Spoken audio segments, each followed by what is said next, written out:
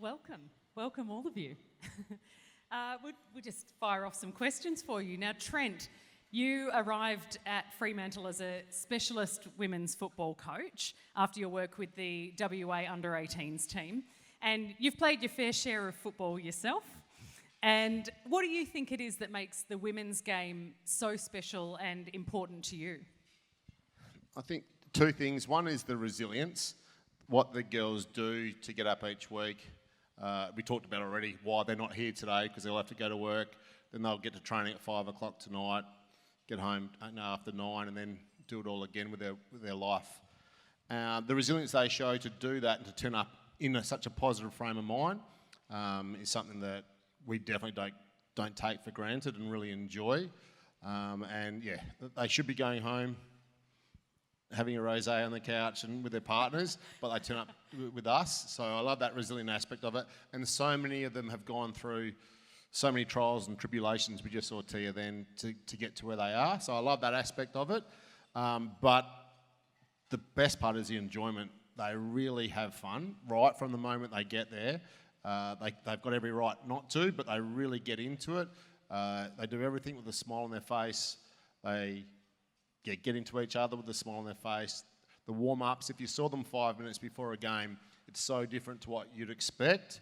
It took me a time to adjust to that too, but them bouncing around, singing all the single ladies just before they're about to smash Adelaide is a real contrast. But I love that enjoyment aspect of it, and that's the thing that I love personally, because I get to be a part of it. And if that's what works, that's what works. Absolutely. And you know what? Plenty of time for that rosé when you're sipping it from the AFLW Premiership Cup at the end of the season, right? Come on. Trent, what work has the coaching group and the club put in to create an environment where these girls can thrive? Yeah, I think it comes back to the enjoyment. My philosophy is, if you're enjoying something, no matter what it is, you'll do it better than if you're not. So we have to create an environment where they've come from work. Some of them have been on the tools or in front of 6-year-old kids, and we have to make it enjoyable. So for my part, it's pretty easy, because the footy part they like. Kate's got the harder part. Kate Starr's our high-performance manager. She has to flog them physically and make it enjoyable, which somehow she manages to do. So everything we look at, we try to make enjoyable, and the parts that we aren't, the team meetings and different things that we have to have, we try to make them as short as possible, cram it in so the girls can get in and get out. So that's the key to it, just to make it enjoyable. And Trent, it's an ever-changing beast. In the lead up to the 2020 season, you found out that both of your assistant coaches were pregnant. Tell us a bit about that. Yeah, it was an interesting time. Amy Lavelle told us first, and then Lisa Webb not long after. There was a challenge there, but we had two amazing female assistant coaches, and for me, having female assistants made me a better coach as well. And the girls all loved them. They were really good at their job. So we had to find out if it was their choice to continue in those roles. And both were really keen to do that. So then we had to work out how we could make it happen. And Amy was looked a bit easier, because she was going to have the birth a while before the start of the season. Lisa's was literally round 1. So it was going to be difficult. But we just changed roles a little bit, helped each other through it, and we were a lot better off for having them around for the whole season. Well, one of the moments that I thought summed it up, Kiara Bowers was doing a 2K time trial, and she was aiming for a personal best. We had one of the boys out there setting the pace with her to really push her. And Lisa had Leo, I think it was 7 days before, and she come to training just to watch Kiara going around the track, and she veered off to touch Lisa on the way through. And she beat a time trial by 2 seconds. And I said to her, awesome run. You probably cost yourself 3 seconds in running off the track. You could have cost your PB. And she said it inspired me more than 3 seconds. So it was like, that's what we're getting out of it. There's things that we have to give and take, but we are all the better off for having them around our program. And it was a really good decision that we managed to be able to do that. I think on that, Trent's really humble in this space as well.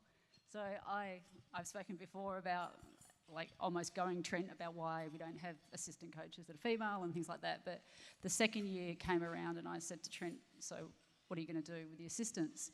And he just looked at me without missing a beat and said, well, they're pregnant, they're not sick. we keep them.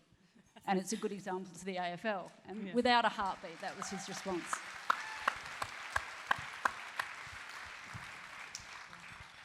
Kate, some questions for you, but just before we do, Trent, how old does Isabella have to be before she can start training with the group? I wouldn't. Kate will have her sorted out discipline-wise. I'd start early. I'd start Okay. really early. Yeah. Well, she's 3 with a mean left foot. Always My want shins left know foot. it. Okay, awesome, great. Kate, you have a decorated career on and off the field with hockey, including winning 2 Olympic gold medals and 2 World Cups as well, yes? How does that experience help you with the high performance of the AFLW team?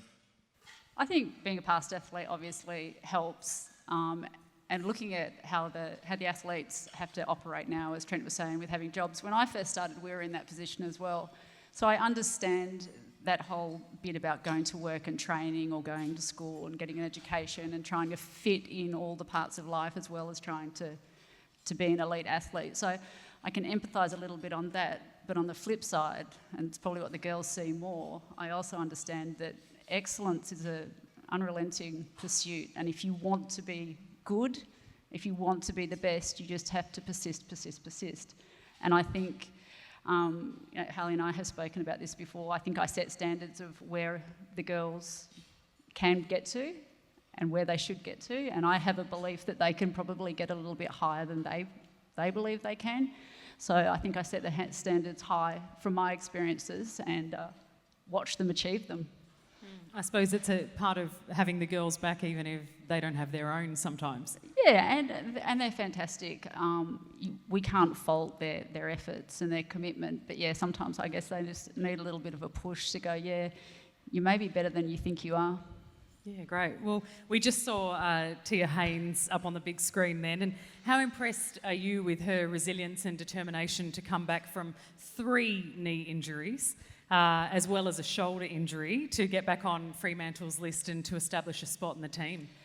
Tia's amazing, and I actually didn't know before, like a couple of weeks ago, the extent through the podcast, Kicking Back, on Tuesdays, released on Thursdays. She's a big fan. I'm a big fan, and you can vote for it for the best sporting podcast in Australia. As an aside, so I only learned a couple of weeks ago about the actual extent. So I knew, I actually know about the shoulder and the 2 ACLs, but that third one added on was just, oh wow, she's just incredible to get back. But I also think Tia represents, or is representative of the pragmatic approach that most of the athletes have. They're very much a get down to business group. Like, you don't hear much song and dance about how great we are, how great we trained, how we did this, how we do this. They just get down to business, and I really, really appreciate that. They don't need to talk about how great they are, they just demonstrate it. Well, we experience that whenever Hayley and the girls come into our show and talk to us on our breakfast show, and they're so humble, but we know how hard they're working, so you can see it, yeah. Well, you can see it. You see it every weekend when you leave it all out there on the field. And, this team has experienced so much success, the best team in the AFLW by far. Kate, what do you think contributes to this particular AFLW program to see so much success from our club? It's an interesting question. I think honesty, it's kind of a soft, fluffy response, but we're allowed to be authentically ourselves within the group, and we're authentically Fremantle AFLW team. So we're not trying to be a men's team, we're not trying to be Adelaide, we're not trying to be anything else but the women's team for Freo. And I think that allows everyone to express themselves and be their best. I'm not trying to be the high performance manager that Trent wants, maybe disappointingly. I'm just trying to be the best that I can, and I think that flows through our staff, and we all get on incredibly well. And then I think that flows on through the athletes who know that if they're the best them, that's what we're asking for. And I think that allows everyone to just do their very best on the day, and, as Trent has mentioned, have a really good time. Yeah. Thanks, Kate. Thank you. Now, Hayley, you star. Hayley, you absolute star. Now, they say that you can't be what you can't see. And what does it mean to you to know that you are a role model to thousands of young girls who would like to be a footy star just like you? I think it's a pretty surreal thing to think about, that there could be Hayley Millers running around there with their sort of high ponytail and ribbon in their head, wanting, running down the hallway at home, kicking a goal and pretending they're on Optus and celebrating that with their family. That's something that they can see themselves doing. And I guess if we take a step back to my experience when I was 10, people often ask me, was it a dream of yours to play AFL? In my honest answer, no, it wasn't, because I didn't really see that as an opportunity for me. I watched a bit of footy. My family was mad footy supporters, but I never thought of it myself being in this position. So I'm really excited for all those girls that actually have that opportunity to, watch their favourite player and pick up little, parts of them and try and sort of build themselves on their role models. And I think that's really, really powerful and something that, I don't think we'll truly understand the sort of massive part that we have in people's lives at the moment. I think if you don't mind me saying, Pete, that often when we interview people, we'll ask who your heroes are, or when we have big cricket players or football players come into the studio and the guys will go, he's my hero, or, and I think, actually, as a female, I don't know if I had heroes. Most of the time I would say my mum. And a lot of girls would say their mum, because unless you had a sporting person that you were passionate about, it's almost like you didn't have a hero. And I think that is changing, which is awesome.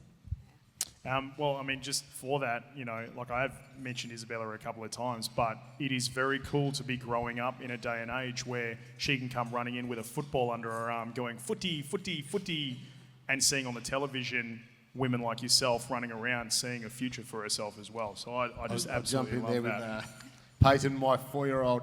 I said, what are you going to play when you grow up? And he said, basketball. I said, what about football? Football's just for girls.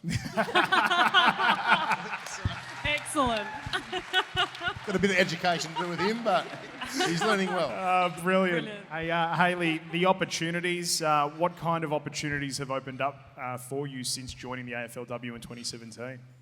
Yeah, certainly a lot of, obviously, your on-field opportunities. I was lucky enough to be a part of the first ever draft in that first selection for Fremantle. So I think, that's something that no one can ever take away from me, and something that I'll reflect on and be able to tell, my kids in the future that, their mum did that back in the day.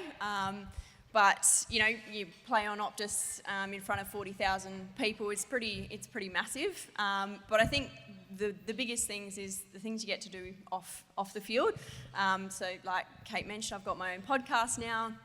I was lucky enough to win the Rebel Young Leader Award a couple of years back and head over to Sydney and met Laura Geitz and Bianca Chatfield. So they're two former Australian netballers, both captained Australia in the netball. And to learn off people like that, we're in a sport also that doesn't get the exposure that it probably deserves. And it basically was an opportunity for myself, and there was a player from each discipline around in the sporting codes that was invited to that sort of event, and to hear that others are in our sort of situation. But it was just an awesome experience to be able to go there, and I would never have had that experience if I obviously didn't play AFLW. And then I guess, sitting in a room in front of all of you, there's hundreds of people here listening to what I have to say, and I think that's pretty massive. Yeah, fantastic. Now, we know you experienced incredible elation last year, being, just undefeated through the entire season, and then, of course, the horrible disappointment of having that opportunity of the premiership taken away from you because of course, COVID and the season being cancelled. How do you feel? Are you impressed by the way the girls have bonded and built from that disappointment and managed to pull together this season? Yeah, obviously, there's no consolation prize. It was that's it. This is the decision that's made, and everyone, varying degrees of disappointment and anger. There was a lot of obviously emotion around that, and just sadness that the season was over. We didn't get to play any more games of footy. What may have happened, we'll never know. But you have to look forward from that, and I think the way that we came back this season and continued on the role that we were on last season is pretty powerful in terms of, showing the rest of the comp that, we weren't just here last year, we're here this year again, and we're going to show you how we play footy over in the West. So, I'm really proud of the girls, of how they've come back, but I'm not surprised at all, because everyone's got this fire in their belly, and we don't care how many games of footy we win in a row. We lost on the weekend, but doesn't matter how many you win until you win the last one. Or the next one against the Eagles, if I might just make mention of that. A couple of weeks ago, you all had to, or looked like you were all having to pack your lives up again and end up in a hub, as well as the players, the coaches, the support staff. You had 2 extra special members travelling with the team in Leo and Nate. What impact did they have on the group? And can you tell us a little bit about Leo and Nate?